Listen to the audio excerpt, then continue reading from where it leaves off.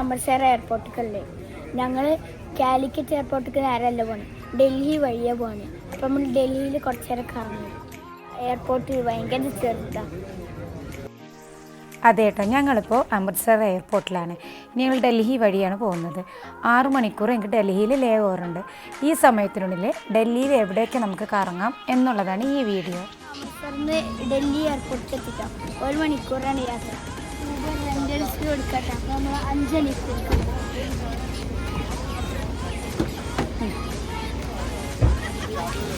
നമുക്ക് ഡ്രൈവർ ഉണ്ട് കേട്ടോ, ഊബർ റെൻ്റലിൽ.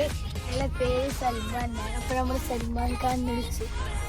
നമുക്ക് ഈ ഇന്ത്യ ഗേറ്റും പോകണം, ഹുമയൂൺ ടോംബും പോകണം, പപ്പൻ്റെ പഴയ ഹോസ്പിറ്റലിലേക്കും പോകണം. ഏത് ഹോസ്പിറ്റല് കണ്ടിട്ടുള്ള ഓർമ്മ ഉണ്ടോ എനിക്ക്? ഓക്കെ. അങ്ങനെ ഞങ്ങൾ എയർപോർട്ടിൽ ഇറങ്ങിയ ഉടനെ തന്നെ റെൻ്റൽ ടാക്സി ബുക്ക് ചെയ്തു. ഞങ്ങൾ ഊബറാണ് ബുക്ക് ചെയ്തത്. 5 മണിക്കൂറിനാണ് ഞങ്ങൾ ടാക്സി എടുത്തത്. 1200 രൂപയാണ് 5 മണിക്കൂറിന്. ഈ 5 മണിക്കൂറിനുള്ളിൽ നമുക്ക് ഡൽഹി എവിടെ വേണമെങ്കിലും കറങ്ങാം. 5 മണിക്കൂർ എവിടേക്ക് കറങ്ങണം എന്നുള്ളത് നമ്മൾ പ്രീ പ്ലാൻഡ് ആയിരിക്കണം. എന്നാൽ മാത്രമേ നമുക്ക് മാക്സിമം കവർ ചെയ്യാൻ പറ്റുള്ളൂ. അങ്ങനെ ഞങ്ങൾ യാത്ര തുടരുകയാണ്. ഞങ്ങളെ മുന്നിൽ അധിക സമയമില്ല. ഉള്ള സമയത്തിനുള്ളിൽ മാക്സിമം ഏരിയാസ് കവർ ചെയ്യണം എന്നാണ് ഞങ്ങളിപ്പോൾ കരുതുന്നത്.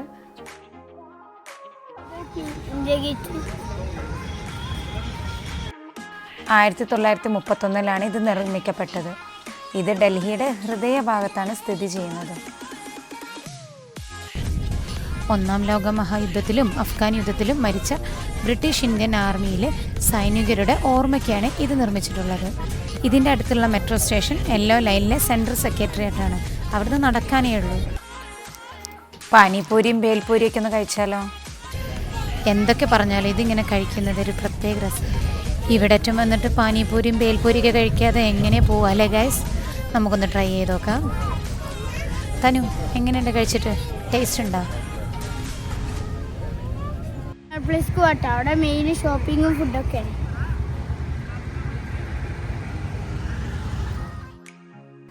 നേരത്തെ എത്തിയത് കൊണ്ട് തിരക്കില്ല കേട്ടോ.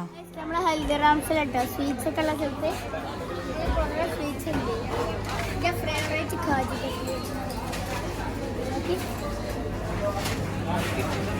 ഇതാണോ എൻ്റെ ഫേവറേറ്റ്?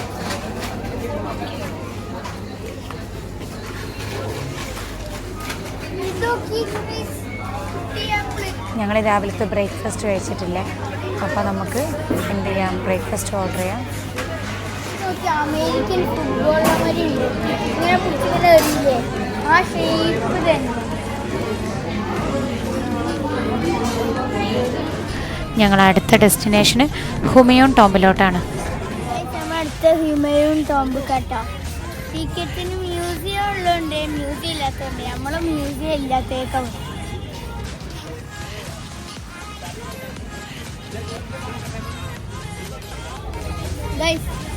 ഇവിടെ ഫോറിൻ ടൂറിസ്റ്റ് 600 രൂപ. എന്ത് 600 റുപ്പീസ് ഫോറിൻ ടൂറിസ്റ്റ്. ഞങ്ങൾ ഹ്യൂമയൂൺ ടോംബ് കാണാനുള്ള ടിക്കറ്റ് മാത്രമാണ് എടുത്തത്. ഞങ്ങൾക്ക് കുറച്ച് സമയമല്ലേ ഉള്ളൂ. നമ്മൾ ആദ്യം കയറി കഴിഞ്ഞ ഉടനെ തന്നെ ഇഷാ ഖാൻ്റെ ടോംബ് നമുക്ക് കാണാം. ഇഷാ ഖാൻ്റെ ടോംബാണ് ആ കാണുന്നത്. അതിനെക്കുറിച്ചിട്ടുള്ള എല്ലാ വിവരണങ്ങളും ഇവിടെ ഇതിൻ്റെ മുന്നിൽ എഴുതി വെച്ചിട്ടുണ്ട്. അപ്പം നമുക്കൊന്ന് പോയി നോക്കിയാലോ? ഓഗസ്റ്റ് മാസമാണെങ്കിലും ഞങ്ങൾക്ക് ഇന്ന് എന്തോ നല്ല ക്ലൈമറ്റായിട്ടാണ് ഇവിടെ തോന്നിയത്. മഴക്കാറുള്ളത് കൊണ്ട് വെയിലൊന്നുമില്ല കേട്ടോ. അങ്ങനെ വീണ്ടും നമ്മൾ നടന്ന് ഹുമയൂൺ ടോംബിൻ്റെ മുന്നിലെത്തിയിട്ടുണ്ട്. ഒരു വലിയ കവാടം കടന്നിട്ട് വേണം നമ്മൾ ഹുമയൂൺ ടോംബിൻ്റെ ഉള്ളിലോട്ട് പോകാൻ. താജ്മഹൽ ഈ ഡിസൈൻ കോപ്പി ഉണ്ടാക്കിയതാണ്.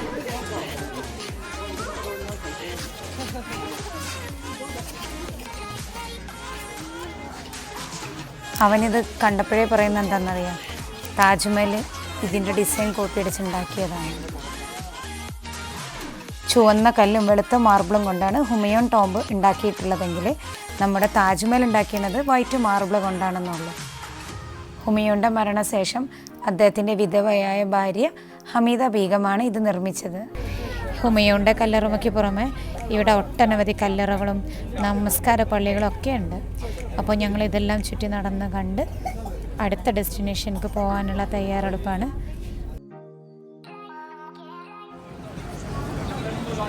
അടുത്ത ഞങ്ങളുടെ ഡെസ്റ്റിനേഷൻ എന്ന് പറഞ്ഞത് സഫ്ദർജംഗ് ഹോസ്പിറ്റലിലായിരുന്നു.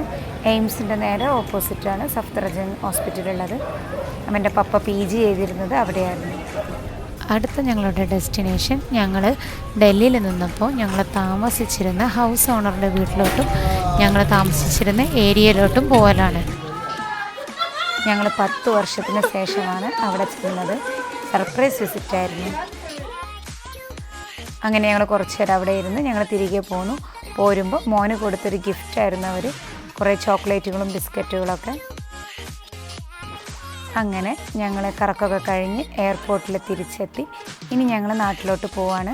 നമ്മൾ പിന്നെ ഡൽഹി എയർപോർട്ടിൽ എത്തിയിട്ട് കാലിക്കറ്റ് പോകണം. അതെന്താ കാലിക്കറ്റൊക്കെ പോകണം? ബോറിങ്ങോ? അതെന്താ നാളെ സ്കൂളിലുണ്ടോ?